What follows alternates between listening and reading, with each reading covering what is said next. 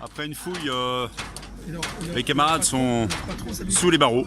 Si, il y a eu une fouille à l'entrée.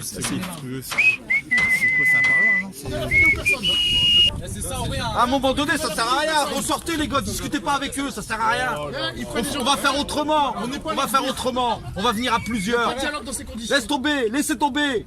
Ils se foutent de notre gueule. Depuis ce matin, ils se foutent de notre gueule. Non, c'est tout. À un moment, faut arrêter. Absolument.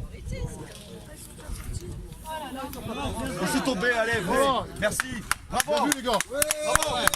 Bande de clowns.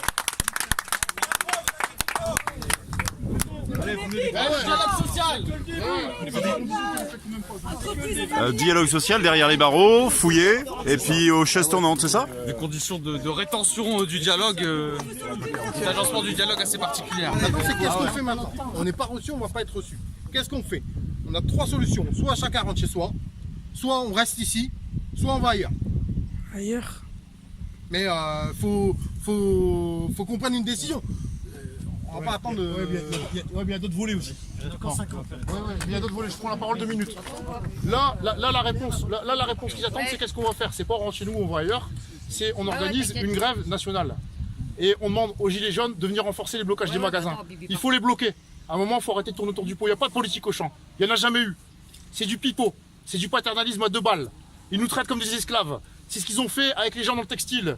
Du jour au lendemain, ils n'ont pas hésité à plier bagages pour aller exploiter des autres gens ailleurs. Ils en ont rien à branler des travailleurs en France. Ils pillent l'État.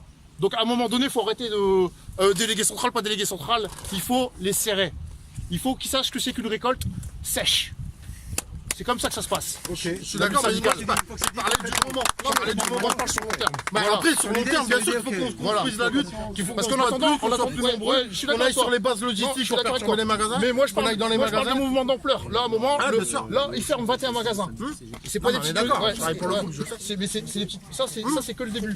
Si on laisse faire ça, après les caisses automatiques, ils vont y aller à fond. Les réserves avec les robots, ils vont y aller à fond. Ils ont signé un partenariat avec Alibaba.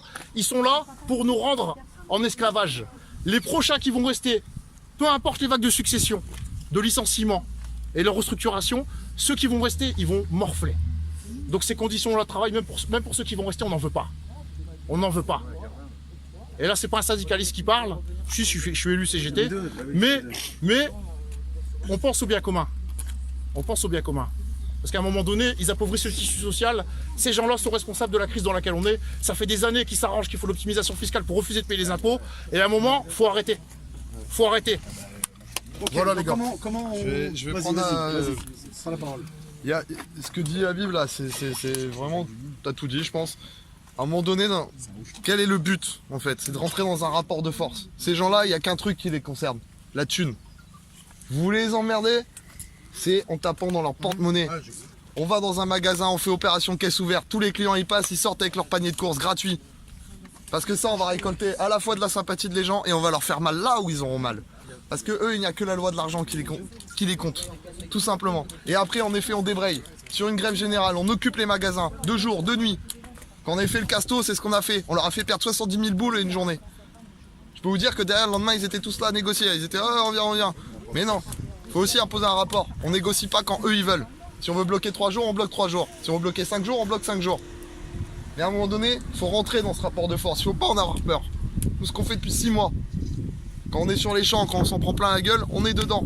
Ça fait mal, ok, mais on se bat pour des choses qui sont justes. Le monde qui nous prépare, c'est Auchan aujourd'hui, c'est Cora demain, c'est Casino après. C'est... Voilà. À un moment donné, si on les stoppe pas, et c'est notre responsabilité à tous, parce que nous on est là, on lutte. Ceux qui sont pas encore là, qui luttent pas, c'est pas grave, on s'en occupe pas, ils sont pas là pour l'instant, ils viendront. Ils viendront le jour où ils verront que nos actions, elles portent. Et je pense qu'il faut en effet faire du blocage, et là maintenant...